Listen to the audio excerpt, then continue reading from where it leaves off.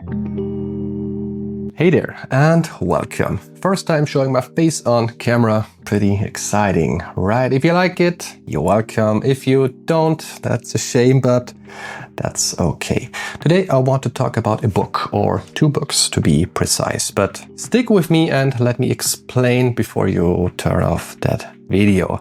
If you've already watched my videos in the past, then I'm pretty sure that you're familiar with my content. If you did not, I usually make videos about dioramas, painting miniatures, creating terrain for tabletop stuff, or just all kinds of tabletop stuff in general. So how do these books fit into all of that? That's pretty simple.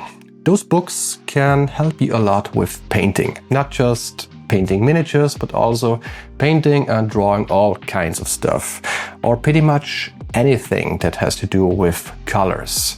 So what are these books? The title of those books is A Dictionary of Color Combinations, Volume 1 and 2. These are Japanese books, and I'm not sure right now, they have been written originally in the 1930s. So these books were written almost 100 years ago. And like their title indicates, they just provide combinations of colors which fit perfectly to each other. Why is that so special to make a whole video about it? It may not seem so special to you, but for me it is, because I instantly fell in love with those, and since I got them, I constantly use them for painting. You see, my painting skills are decent. They are not perfect by any means, but I'm absolutely happy with my skills. My biggest struggle was always to find the right color combinations. That's why I often stuck with colors that I felt comfortable with, like deeper greens or sandy colors. That's because I spent a lot of time painting Imperial Guard or Astra Militarum from Warhammer 40k, and those color schemes, they just fit perfectly to those miniatures. I never really stepped out of my comfort zone, and if I did, the result wasn't very good because the color combinations were totally wrong. And this is why I love those books, because they feel like books full of cheat codes for me, because I can look for a specific color that I like a darker red tone. I can turn the pages and look for that color and find the perfect color combination that fits to that specific red tone. It's awesome. Some of you might think, why don't you just use Google or use ChatGPT or any other AI for finding the right color combinations? I mean, sure, yeah, you can do that. That's fine. But if you are someone like me who likes to use physical stuff and loves books, that may be more fun to you. For me, it surely is more fun. Now let's get to the books and I can show you how they work. Well, I'm pretty sure that most of you know how to use a book, but here I'm just going to show you how you can use these books practically, starting with the first volume, which is a little bit more simple because this only provides combinations without any examples, and the second volume even provides examples. So don't worry, you don't have to speak Japanese in order to understand the contents. Important are just the colors themselves. First pages just show you combinations containing two colors. Further on, you can see combinations with 3 colors and 4 colors. The second volume, like I've already mentioned, even provides examples, like for book designs, posters, or design in general, even for clothing or kimono, which are traditional Japanese clothes. And yeah, that's pretty neat because you cannot just see the colors and the combinations, but also the designs where they have been applied to, which is pretty neat. How are you going to find the right combination with your favorite colors? You don't have to browse the whole book every time just to find a combination containing one of your favorite colors. No, there are, I call them, cheat codes in the back of each book. And here are the cheat codes. Let's take, for instance, Van Dyke Red. There is the name of the color itself, and just below it, the CMYK color spacing code, which is especially helpful if you're using software like designing or painting programs, because most programs support the CMYK color spacing, and then you can just type in the values and the software gives you the exact same color provided here. Right next to it, there are all these numbers, and each number leads to a color combination that contains this color. So let's take, for instance, the last one right here, 335. The color combination number can be found in the top left corner, and here you can see this combination with Van Dyke red and all the other colors that fit perfectly to this red. Now I'm gonna show you a more practical approach on how to use these books for painting a miniature.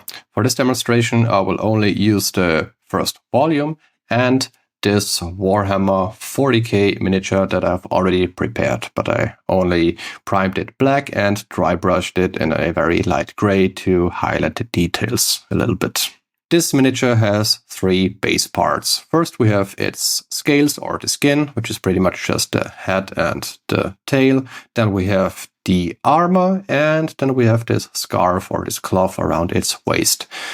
To find the right color combination, we have to determine a base color first. And for this base color, I decided to take a basic green for its skin or the scales. So let's find the correct green tone, and then we will find the perfect combination for it. I made these color cards for all my miniature paints. That just makes it much easier to find the correct colors or the combinations in this book. So like I already said, I want a basic green tone, and I think deep green looks pretty good. And now we are trying to find a color which is pretty similar to one in the book. I compared all the greens in the book with the deep green miniature paint from AK Interactive that I have, and I think this dull Viridian green fits pretty well. So let's see what combinations we have. I usually start with the highest numbers, so in this case 316. Here we have the color combination 316, and I think this combination is just perfect for my miniature, and I will use this. But I will only use 3 out of these 4 colors. Now I have to browse through all my miniature paints and see if I have the correct or at least similar colors in this color combination. So we start with this dark red, and let's see. I have found this Scarlet Red by Vallejo, and yeah, it's not perfect, but it's very similar. So I will use this one, and now we have to find a purple, but I don't know which one I will use. I think I will use this at the top. This Violet Red by AK Interactive is pretty similar, so I will take this one. So yeah, we pretty much have all 3 colors for our miniature. And now we will start painting. Let's go. Here are the 3 colors, and I'll be using them for the base coat.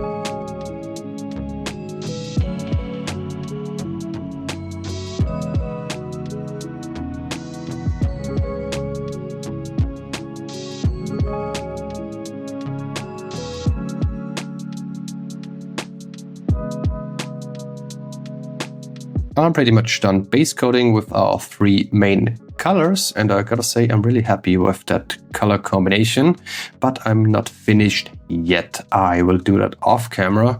I just want to make more details like this belt here or the details on the guns, and also some highlights and shades would be great. And this is the finished model after highlighting, shading and painting on some more details, and I gotta say I'm pretty happy with the color combinations. Pretty neat. That's pretty much it. If you're interested in these books, I will link them down in the description, and I hope you found this video useful. How do you usually find the right color combinations? Do you use something similar like these books, or do you pick your colors randomly? Let me know, I am really curious. And as always, if you want to see more stuff like this, give me a thumbs up, leave me a comment down below, and subscribe. Alright, thank you for watching. Have a good one. Cheers.